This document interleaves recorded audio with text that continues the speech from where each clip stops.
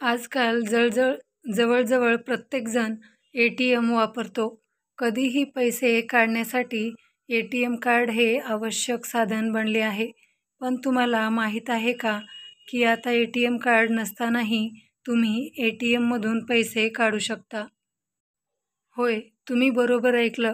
जर तुम्ही तुमचं ए.टी.एम. कार्ड घरी विसरला असाल आणि तुम्हाला तातडीने रोख रकमेची गरज असेल, तर ही सुविधा तुमच्यासाठी खूप फायदेशीर ठरू शकते. यासाठी तुम्हाला फक्त यू.पी.आय. युनिफाईड पेमेंट्स इंटरफेस ची गरज असेल. यू.पी.आय. वापरून ए.टी.एममधून पैसे कसे काढायचे? आता देशातील अनेक बँका त्यांच्या ग्राहकांना यू.पी.आय.द्वारे ए.टी.एममधून पैसे काढण्याची सुविधा देत आहेत. ही प्रक्रिया खूपच सोपी आहे. ए.टी.एममध्ये जा. सर्वात आधी तुम्ही ए.टी.एम. मशीनमध्ये जा. पर्याय निवडा. ए.टी.एम. स्क्रीनवर कार्डलेस कॅश विथड्रॉल किंवा यू.पी.आय. कॅश विथड्रॉल या पर्यायावर क्लिक करा.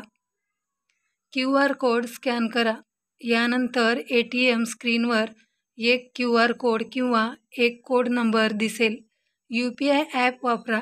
तुमच्या स्मार्टफोनमधील गुगल पे, फोनपे, पेटीएम किंवा इतर कोणत्याही यू.पी.आय. ॲपद्वारे हा QR कोड स्कॅन करा. रक्कम आणि पिन टाका.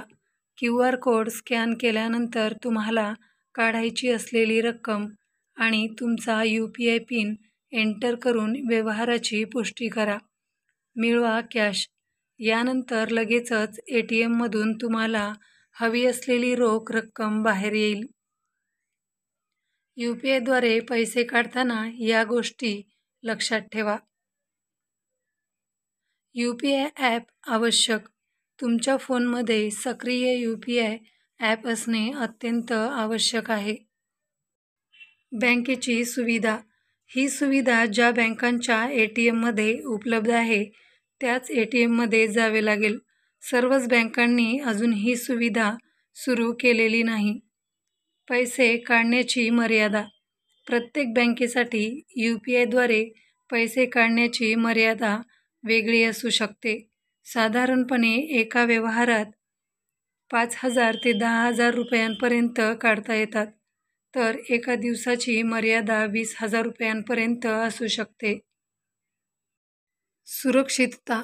ही पद्धत खूप सुरक्षित मानली जाते कारण यात तुमच्या कार्डचा वापर होत नाही आणि पिन फक्त तुमच्या फोनवर टाकला जातो. या सुविधेमुळे तुम्हाला भविष्यात ए.टी.एम. कार्ड घरी विसरल्यास किंवा कार्ड खराब झाल्यास पैशांसाठी अडचण येणार नाही. ही एक डिजिटल इंडियाच्या दिशेने महत्त्वाचे पाऊल आहे. मित्रांनो, ही बातमी गुगलवरून सर्च करून घेण्यात आलेली आहे. आपण जर नवीन असाल तर व्हिडिओला लाईक करा, शेअर करा आणि सबस्क्राईब करायला विसरू नका. धन्यवाद.